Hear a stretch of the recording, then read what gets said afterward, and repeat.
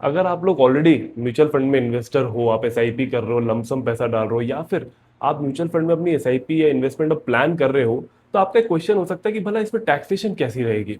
ठीक है। और आज की डेट में इतने अलग अलग टाइप के फंड्स है, इक्विटी के अलग फंड्स है, डेट है, हाइब्रिड है, फंड्स ऑफ फंड्स है, इंटरनेशनल फंड्स है। तो क्या सब में टैक्सेशन सेम होगी? Answer is no. सबकी टैक्सेशन बहुत अलग होती है। ठीक है। और साथ में क्या है कि जब से बजट 2024 आया था तो उसमें काफी मेजर चेंजेस टैक्सेशन को लेके किए गए थे, जो कि आज का बेसिस बनेंगे हमारे इस वीडियो के ऊपर। तो आज इस वीडियो में हम डिस्कस करेंगे कि भला equity, debt, hybrid, funds of funds, इनमें भला क्या टैक्सेशन फॉलो होती है। हो सकता है आपके आज पोर्टफोलियो में कई कैटेगरीज हो, तो चांसेस है कि हर कैटेगरी के अंदर अलग अलग टैक्सेशन लग रही हो। इनफैक्ट यहाँ पे आज हम कोई ऐसी कैटेगरीज पे डिस्कस करेंगे जहाँ पे हर स्कीम के अंदर भी अलग अलग टाइप की टैक्सेशन लगती हो। ठीक है। तो आज हम शुरू पहले हम करेंगे बजट 2024 के डिस्कशन के साथ, इसलिए आप इस वीडियो में जरूर बने रहिएगा, क्योंकि आप किस कैटेगरी को होल्ड करते हो उसकी टैक्सेशन भी आज हम डिस्कस करेंगे। पर वीडियो में आगे बढ़ने से पहले मैं आप लोग से एक रिक्वेस्ट करना चाहूंगा कि आप लोग हमारी वीडियो को लाइक तो कर रहे हो, बट साथ में मुझे ना थोड़ा सा आपसे फीडबैक चाहिए रहेगा कमेंट्स में कि भला ये वीडियो बन कैसी रही है, क्या कैमरा का एंगल, माइक, वीडियो का टॉपिक जो है, इसमें क्या हम इम्प्रूवमेंट कर सकते हैं। ठीक है। और इसलिए मैं आपसे रिक्वेस्ट करूंगा कि आप सब्सक्राइब तो करके जाते ही हो, पर मुझे कमेंट भी जरूर करके जाया करो कि मुझे क्या इंप्रूव करना है। अभी हम डिस्कस करेंगे कि बजट 2024 में भला चेंज क्या हुआ था। तो सबसे पहला चेंज जो हुआ था कि जो शॉर्ट टर्म कैपिटल गेन आपको जो 15% का होता था, वो 20% पे बढ़ा दिया गया था। यानी कि अगर आप एक साल से पहले पैसा इक्विटी या इक्विटी मार्केट से निकालते हो, तो पहले आपको 15% उसके ऊपर टैक्स देना पड़ता था गेन्स पे, अब आपको 20% देना पड़ेगा।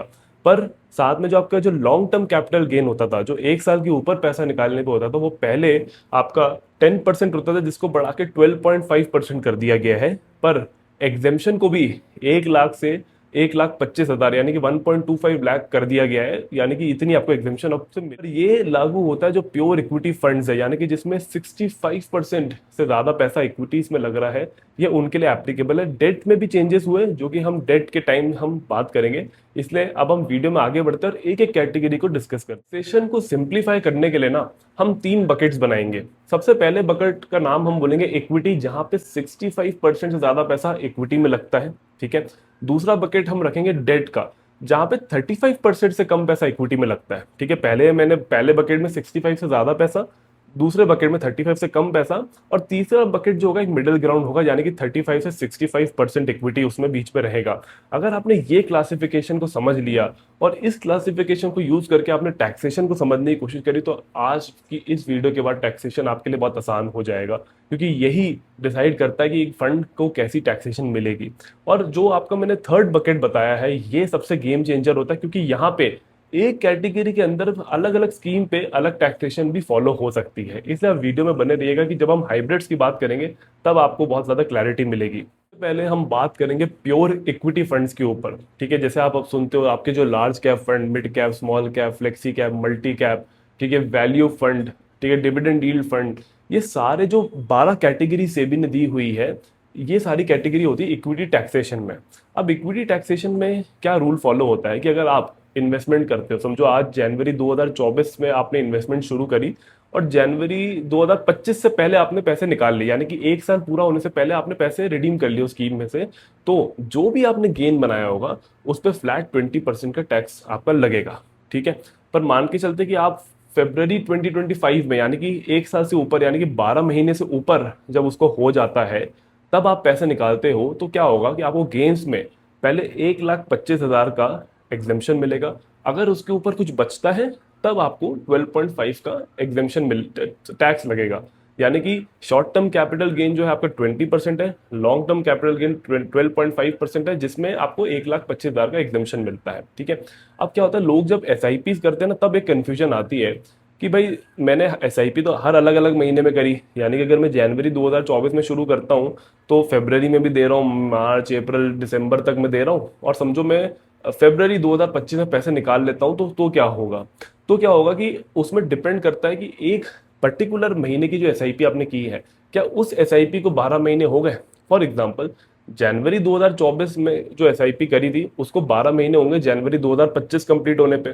ठीक है, फरवरी में 2024 में की थी वो फरवरी 2025 तक रहनी चाहिए। तो मान के चलो अगर आप फरवरी 2025 में निकाल रहे हो तो क्या होगा, जो जो सिर्फ जनवरी 2024 वाली है, सिर्फ वो एक एसआईपी को आप एलटीसीजी में ले सकते हो, बाकी सारी एसटीसीजी में होगी। ठीक है।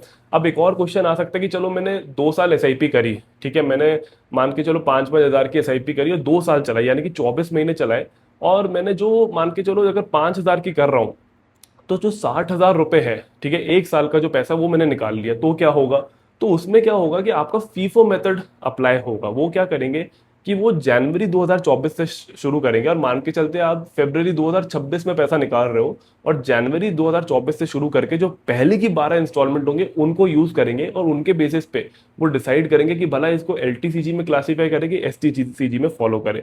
तो आपको चिंता करने की जरूरत इसमें नहीं होगी, क्योंकि आपका अगर 2 साल से ऊपर हो गया और आप सिर्फ 12 महीने के पैसे निकाल रहे हो, तो इसका मतलब ये हो गया कि आपके एलटीसीजी ही इस केस में फॉलो हो जाएगा। और एक और कैटेगरी होती है इक्विटी लिंक सेविंग स्कीम, यानी कि ईएलएसएस, जो हम इन्वेस्ट करते हैं एटीसी में बेनिफिट करने के लिए। अब उसमें क्या होता है कि 3 साल का उस फंड में कंपलसरी लॉक इन है, मतलब अब किसी भी हालत में आप वो पैसा नहीं निकाल सकते। तो उस केस में क्या होता है कि क्योंकि आपका 3 साल पैसा लॉक्ड इन रहने वाला है, तो उसमें फ्लैट सीधा के सीधा आपका 12.5% एलटीसीजी ही फॉलो होगा, क्योंकि इसमें एसटीसीजी लगने का चांस ही नहीं है। आई होप आपको इक्विटी की टैक्सेशन क्लियर। अब हम बात करेंगे कि डेट म्यूचुअल फंड में भला क्या टैक्सेशन होती है। तो डेट म्यूचुअल फंड्स में ना, आज से 3 साल पहले यानी कि 2023 से पहले पहले एक बहुत बढ़िया रूल होता था कि अगर आप डेट म्यूचुअल फंड को 3 साल के लिए होल्ड करते थे तो आपको 20% टैक्सेशन मिलता था, वो भी इंडेक्सेशन के साथ। अब इंडेक्सेशन का मतलब क्या हुआ, समझो मैंने कोई चीज 100 रुपए की खरीदी और 150 में बेच दी, तो आम आदमी तो ये सोचेगा कि यार मेरे को 50 का गेन हुआ। बट इंडेक्सेशन में क्या होता था, समझो 100 रुपए की मैंने चीज जब खरीदी और 3 साल बाद वही 100 रुपए की चीज की वैल्यू विद इन्फ्लेशन 120 की हो गई, और फिर मैंने 150 रुपए की बेची, तो बजाय कि मेरे को पूरे 50 की जगह मुझे जो 120 और 150 का जो या 150 का जो डिफरेंस है 30 रुपए का, सिर्फ उस पर टैक्स देना पड़ेगा। इसे इंडेक्सेशन बेनिफिट कहते थे। बट 2023 में जब फाइनेंस एक्ट आया तो इन सारी चीजों को उसने हटा दिया, यानी कि अब अगर आप डेट म्यूचुअल फंड में एंटर करते हो पोस्ट 2023 1 अप्रैल 2023, तो आपको सीधा सीधा आपके स्लैब रेट पे टैक्सेशन मिलता है। यानी कि आप चाहे डेट म्यूचुअल फंड में 10 दिन के लिए पैसा रखो, 10 साल के लिए पैसा रखो, जो भी गेन्स होगा आपके इनकम में ऐड होगा, यानी कि आपको स्लैब रेट पे उस पर टैक्स देना पड़ेगा। तो ये एक बहुत बड़ा ड्रॉबैक बन गया डेट म्यूचुअल फंड का, जिसके चक्कर में लोग वहां से निकलते गए। पर उसके आज ऑल्टरनेटिव्स आ गए जो हम आगे चल के डिस्कस करेंगे।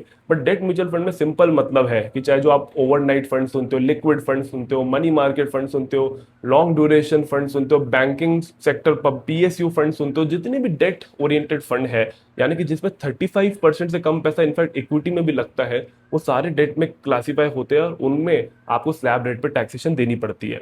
तो हुआ क्या कि इस चक्कर में जो एफडी और डेट म्यूचुअल फंड को लोग एक जैसा मानने लग गए, कि लोगों ने कहा कि भाई देखो एफडी में भी जो है स्लैब रेट पे लगता है और डेट म्यूचुअल फंड में भी स्लैब रेट पे लगता है। बट एक फर्क कहाँ पड़ जाता है कि डेट म्यूचुअल फंड में आप टैक्स तब देते हो जब आप उसमें से पैसा रिडीम करते हो, पर एफडी में जो भी आपको इंटरेस्ट मिलता है वो आपके एनीवेज, आप रिडीम करो ना करो, आपको उसको टैक्स टीडीएस जो होता है वो कटता ही कटता है। तो ये एक फर्क रहता है। बट हाँ, डेट म्यूचुअल फंड आज की डेट में स्लैब रेट पे चलता है, टैक्स होता है। तो मेरा तो दोस्तों हमने जैसा समझा कि डेट म्यूचुअल फंड का जो एसेंस था वो कम होता गया, क्योंकि स्लैब रेट पे आने लगा तो इन्वेस्टर्स यहाँ पे कम आने लगे। तो फिर इन्वेस्टर्स के क्वेश्चन आने लगे कि हम भला कहाँ पे जाएं। तो कुछ लोगों ने तो आर्बिट्राज फंड में सिलेक्ट कर लिया, क्योंकि आर्बिट्राज फंड में क्या होता है ना कि नो डाउट आर्बिट्राज अपॉर्चुनिटी कैसे बनाई जाती है कि एक स्टॉक खरीदो और उसी का एक शॉर्ट फ्यूचर्स ले लो, जिससे क्या है कि जो भी प्राइस मिसमैच होगा वो लॉक हो जाता है। ठीक है, और ये चीज भी जो होती है इक्विटी में क्लासीफाई हो जाती है। तो क्योंकि इसमें 65% वाला इक्विटी का रूल हो जाता था, तो उसमें फायदा क्या होता था कि 1 साल के बाद आपको एलटीसीजी मिल जाता था 12.5% का, उसमें भी 1.25 लाख का एग्जेम्पशन मिल जाता था। तो एक तो ये यूज होता था। पर इसके साथ साथ एक कैटेगरी भी लॉन्च हुई जिसका नाम रखा गया income plus arbitrage fund of fund. अभी income plus arbitrage fund of fund में पहले तो हम समझते हैं फंड ऑफ फंड क्या होता है। फंड ऑफ फंड का मतलब सिंपल ये होता है कि आज आपके समझो 50 म्यूचुअल फंड स्कीम है। ठीक है, ऐसे आपके सामने इस लेयर पे 50 म्यूचुअल फंड स्कीम्स है, और एक स्कीम ऊपर इसके यहाँ रखता हूँ जिसका काम होगा कि इन 50 स्कीम्स में फर्दर इन्वेस्ट करना। ठीक है, यानी कि फंड ए है और ऐसे 50 स्कीम्स हैं, तो फंड ए अपना जो पैसा कलेक्ट करेगा वो 50 स्कीम्स में डिवाइड कर लेगा, किसी में ज्यादा पैसा है, किसी में कम रखे या किसी में ना रखे, तो वो फंड ऑफ फंड हो गया, क्योंकि इस पर्टिकुलर फंड के अंदर भी फंड है। ठीक है। नॉर्मल जो एक फंड होता है उसमें क्या होता है कि शेयर्स बाय करते हैं, या बॉन्ड का फंड है तो डिबेंचर्स बाय करेगा, ठीक है, कोई आपका मनी मार्केट इंस्ट्रूमेंट बाय कर लेगा। फंड ऑफ फंड क्या करते हैं, आगे जाके फंड्स ही बाय करते हैं, यानी कि वो म्यूचुअल फंड ही बाय करता है। तो फंड ऑफ फंड के फायदा क्या होने लगा कि जब इनकम प्लस आर्बिट्राज फंड बना कैसे, इसमें दो चीज है, इनकम प्लस आर्बिट्राज। आर्बिट्राज तो हो गया जो आपका, जो मैंने समझाया कि इक्विटी बाय करके उसी में शॉर्ट पोजीशन बनाना, या फिर वो क्या करते हैं आर्बिट्राज फंड के अंदर इन्वेस्ट कर देगा। और इनकम क्या हो गया, यानी कि जो भी आपके डेट के प्रोडक्ट्स है, ठीक है, जो भी आपके मनी मार्केट फंड है, आपका लॉन्ग ड्यूरेशन फंड है, ठीक है, आपका जो गिल्ड फंड है, वो उन फंड्स में इन्वेस्ट कर देगा, प्लस साथ में आर्बिट्राज फंड ले लेगा। और साथ में क्या करेगा, क्योंकि फंड ऑफ फंड है तो इसमें टैक्सेशन उसको मिल जाएगी फंड ऑफ फंड्स की। यानी कि इस टैक्सेशन का क्या मतलब होता है कि अगर आप 2 साल तक पैसा होल्ड करते हो तो आपको गेन्स पे 12.5% का टैक्सेशन मिलेगा। अगर आप 2 साल से कम पैसा रखोगे तो सीधा आपके स्लैब रेट पे ही पैसा लगेगा, इसमें कोई और एग्जेम्पशन आपको नहीं मिलेगी 1,25,000 की। पर जो डेट में इन्वेस्ट करने वाले लोग थे उनके लिए ऑल्टरनेटिव बनाया गया कि भाई आप आओ, आपका पैसा 65% के आसपास पूरा डेट के प्रोडक्ट्स पे ही लगेगा और रिमेनिंग आर्बिट्राज में लगेगा। और अगर आप 2 साल से पैसा इसमें ज्यादा होल्ड करते हो तो आपको 12.5% की टैक्स इसमें लगेगा आपको सीधा सीधा। तो ये एक नई कैटेगरी जिसको आप एक्सप्लोर कर। अब हम बात करेंगे हमारी हाइब्रिड कैटेगरी का, जिसमें सबसे ज्यादा कंफ्यूजन होता है कि भाई भला टैक्सेशन क्या लगेगा, ठीक है। पर कंफ्यूजन दूर करने के लिए जो मैंने आपको सबसे पहले रूल बताया था कि आपने ये देखना है कि 65% इक्विटी वाला जो मैंने रूल बताया है कि किसी फंड में अगर 65% से ज्यादा इक्विटी उसमें इन्वेस्ट हो रहा है तो वो फंड में प्योर सीधा सीधा आपको इक्विटी का टैक्सेशन मिलेगा। तो जब हम हाइब्रिड की बात करते हैं तो उसमें हमने ये रूल जब अप्लाई करेंगे तो हमारे लिए चीजें समझना इजी हो जाएगा। सबसे पहले होता है जैसे एग्रेसिव हाइब्रिड एक कैटेगरी है। अब एग्रेसिव हाइब्रिड में 80% पैसा तो इक्विटी में लग रहा है और हमारा रूल क्या कहता है कि भाई 65% होना चाहिए अगर टैक्सेशन इक्विटी की चाहिए। तो यहाँ तो आपको प्योर इक्विटी की टैक्सेशन मिल जाएगी, यानी कि आपकी जो भी गेन्स होंगे लॉन्ग टर्म में 1,25,000 का डिडक्शन भी मिलेगा, 12.5% की टैक्सेशन मिलेगी। 1 साल से पहले निकालोगे तो 20% की टैक्सेशन लगेगी। ये सिंपल इसमें रहे। बात करेंगे बैलेंस एडवांटेज फंड, जहां पे सबसे ज्यादा कंफ्यूजन भी रहेगी और साथ में बैलेंस एडवांटेज में आपको स्कीम देख के ही, मतलब स्कीम चूज करने से पहले ये टैक्सेशन समझना उसके लिए बहुत जरूरी रहेगा। क्योंकि बैलेंस एडवांटेज का रूल क्या है कि फंड मैनेजर के पास एक ऑप्शन है कि उसको जितना मर्जी इक्विटी रखना है, जितना परसेंट डेट रखना है, उसे कम ज्यादा करना है, उसे कोई इस पर रोक टोक नहीं है। इस चक्कर में क्या होता है कि यहाँ पे टैक्सेशन डिफर हो सकती है। अब ज्यादातर जो आप बैलेंस एडवांटेज फंड सुनते हैं जैसे एचडीएफसी का, आईसीआईसीआई का, निपॉन का, इनके पोर्टफोलियो में अगर आप चेक करोगे तो वो एटलीस्ट 65% इक्विटी मेंटेन कर लेते हैं, ठीक है। या तो वो प्योर इक्विटी खरीद लेंगे, साथ में आर्बिट्राज खरीद लेंगे जिससे 65% हो जाए। तो ये वाले फंड्स तो आपको इक्विटी की टैक्सेशन में क्लासीफाई हो जाएंगे। पर अगर आप पराग पारिक का बैलेंस एडवांटेज फंड देखोगे तो वो कहते हैं कि हम 35% से 65% इक्विटी रखेंगे। आप उनकी वेबसाइट पे भी चेक कर सकते हैं। तो 35% से लेके 65, जो बीच वाला, जो ये बकेट 3 आपको याद होगा जो मैंने कहा था, इसमें क्या होगा कि आप अगर 2 साल से ज्यादा पैसा रखोगे तब आपको 12.5% का टैक्स लगेगा, जिसमें कोई एग्जेम्पशन आपको नहीं मिलेगी। और 2 साल से कम पे आपको जो है, आपको उसमें स्लैब रेट पे आपके पैसे ऐड होंगे और आपके उस पर टैक्स किया जाएगा, ठीक है। तो बैलेंस एडवांटेज फंड में इन्वेस्ट करने से पहले आपने अपना रिस्क को भी समझना है, क्योंकि बैलेंस एडवांटेज फंड में जैसा मैंने बताया कि अगर हर फंड इक्विटी का एक्सपोजर अलग रख रहा है तो आपको पहले अपना रिस्क डिसाइड करना है। पर सबसे अच्छा आपको टैक्स समझने के लिए आप उस फंड की वेबसाइट पे जाते हो, ठीक है, वहां पे जाके आप उसकी टैक्सेशन उन्होंने जो बताई हुई है वो देखते हो, फिर आप डिसाइड कर सकते हो। पर अगर आप चाहते हो कि बैलेंस एडवांटेज की जितनी फेमस स्कीम्स है उनके ऊपर मैं वीडियो बना दूं कि उसमें क्या टैक्स लग रहा है, तो मुझे कमेंट करके बताना। बट हाँ, बैलेंस एडवांटेज फंड में इन्वेस्ट करने से पहले फंड की वेबसाइट समझ के टैक्सेशन वहां पे समझ लेना, क्योंकि वहां डिफर करेगा। बट अभी मेजर दो जो टैक्सेशन चल रहे हैं वो मैंने आपको यहाँ पे हाइब्रिड में आगे बात करते हुए हम बात करेंगे इक्विटी सेविंग्स फंड के बारे में, जो बहुत एक अंडररेटेड कैटेगरी है, बट जो एक बहुत अच्छी कैटेगरी हो सकती है वो लोग के लिए जो आज एफडीज का एक ऑल्टरनेटिव ढूंढ रहे हैं। तो ये इक्विटी सेविंग फंड में क्या किया जाता है कि भाई फंड मैनेजर क्या करेगा, 25% तो वो लेता प्योर इक्विटी यानी कि शेयर्स बाय करना, 40% लेगा वो आपके मान के चलिए आर्बिट्राज, और रिमेनिंग उसका डेट रहता है। तो यानी कि आर्बिट्राज, डेट और इक्विटी का एक मिक्सचर रहता है। और इसमें फायदा क्या होता है, क्योंकि आर्बिट्राज है और प्योर इक्विटी है, उसको मिला के 65% वो करता है, तो इस पे भी आपको प्योर इक्विटी की टैक्सेशन मिल जाती है मेजोरिटी जगह पे।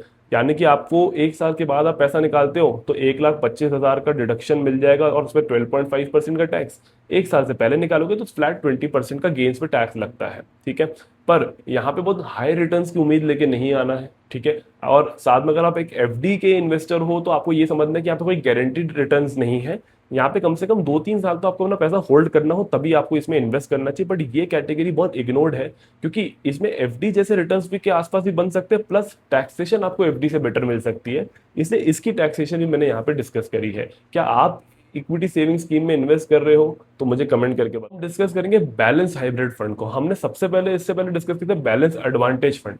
बैलेंस हाइब्रिड फंड का मतलब क्या होता है कि इसमें ना एक रूल दिया गया है कि 40 to 60% का परसेंटेज की बाउंड्री आपको रेंज दी गई है, जिसके बीच में आपने इक्विटी और डेट का रेशियो मेंटेन करना है, ठीक है। अब इसमें क्या होता है, क्योंकि 60% कैपिंग है तो फंड मैनेजर अब 65 कई बार इक्विटी में नहीं कर पाता। तो यहाँ पे जो रूल फॉलो होता है वो ये रहता है कि 2 साल के ऊपर आप पैसा रिडीम करते हो तो आपको 12.5% की टैक्सेशन, और 2 साल से कम आपका रहता है तो आपका जो रहेगा स्लैब रेट में आपका टैक्सेशन होगी इसमें, ठीक है। अब जो मैंने आपको तीसरा रूल बताया था 35 से 65% का जो इक्विटी का बाउंड्री बताया था, तो वो इस रूल में यहाँ पे पॉसिबल हो जाती है, ठीक है। और इसके बाद आती है कंजर्वेटिव हाइब्रिड फंड, ठीक है। कंजर्वेटिव में क्या होता है कि 35% से कम इक्विटी होता है, इसलिए इसमें कोई लॉन्ग टर्म शॉर्ट टर्म की कोई बात ही नहीं होती, सीधा स्लैब रेट में आपके ऐड होता है, ठीक है। बात करेंगे हमारे लास्ट हाइब्रिड फंड की, जो है multi asset fund. Multi asset fund को पहले समझते हैं कि इसके स्कीम की रिक्वायरमेंट क्या होती है। कि इसमें बोला जाता है कि 10% मिनिमम आपको 3 जगह में बांटना है, इक्विटी, डेट, कमोडिटीज और रीट्स में से, ठीक है। अब क्या होता है कि हर मल्टी एसेट फंड, जैसे बैलेंस एडवांटेज फंड में फ्रीडम है, मल्टी एसेट फंड में भी फ्रीडम होती है, तो फंड मैनेजर अपने हिसाब से ऊपर नीचे कर सकता है, ठीक है। अब इसमें भी टैक्सेशन डिसाइड होती है कि पिछले एक साल में फंड मैनेजर ने कितना परसेंटेज इक्विटी का मेंटेन किया है एक्सपोजर, ठीक है। अगर तो 65% एंड अबव है तो सीधा आपका जो इक्विटी की टैक्सेशन है वो अप्लाई हो जाएगी। बट अगर वो 35 से 65% के बीच में मेंटेन करेगा तो 2 साल बाद आपको 12.5% की टैक्स उसमें लगेगा, जिसमें एग्जेम्पशन आपको नहीं मिलेगा, ठीक है। तो मल्टी एसेट फंड में भी, जैसा मैंने आपको बैलेंस एडवांटेज में कहा था, मल्टी एसेट में भी आपको देखना ये पड़ेगा कि स्कीम की इंफॉर्मेशन समझनी पड़ेगी, कंपनी की वेबसाइट में समझनी पड़ेगी कि भला इस पे क्या टैक्सेशन लग रहा है। क्वांट हो गया, निपॉन हो गया, ये 2 ऐसी स्कीम्स मैंने देखी थी जिसमें प्योर इक्विटी की टैक्सेशन आज की डेट में अवेलेबल है।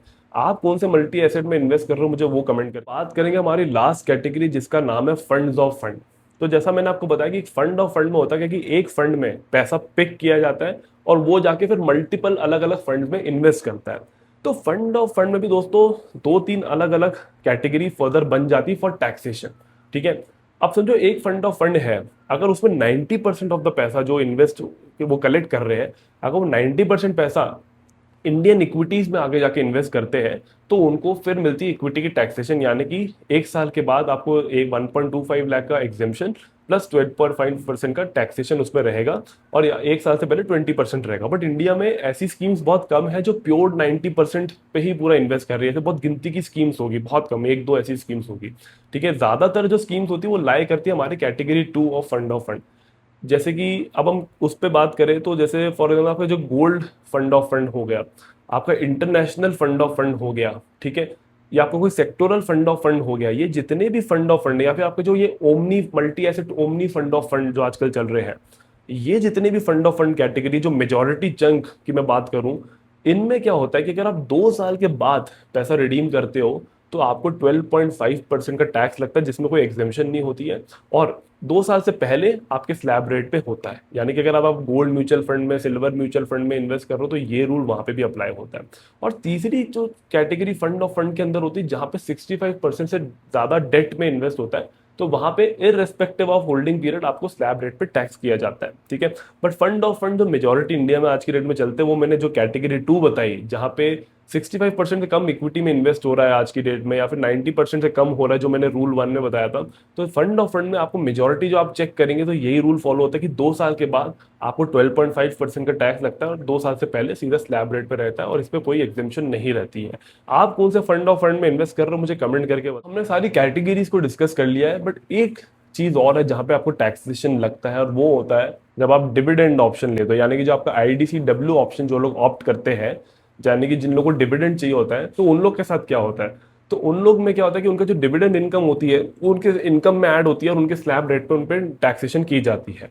मैं पर्सनली ये मानता हूँ कि अगर आपको आईडीसीडब्ल्यू की जगह आप एसडब्ल्यूपी ज्यादा शुरू करें तो आपको ज्यादा बेनिफिशियल होगा। पर ज्यादातर लोग को तो मैं ये रिकमेंड करूंगा कि आपको आईडीसीडब्ल्यू चूज करने की जरूरत नहीं है। अगर आपका आपका ऑब्जेक्टिव ये है कि आपको पैसा ग्रो करना है, तो ग्रोथ ऑप्शन को ही हमेशा सिलेक्ट करें, आईडीसीडब्ल्यू को सिलेक्ट ना। इसी के साथ साथ हमारी वीडियो पूरी कंप्लीट होती है।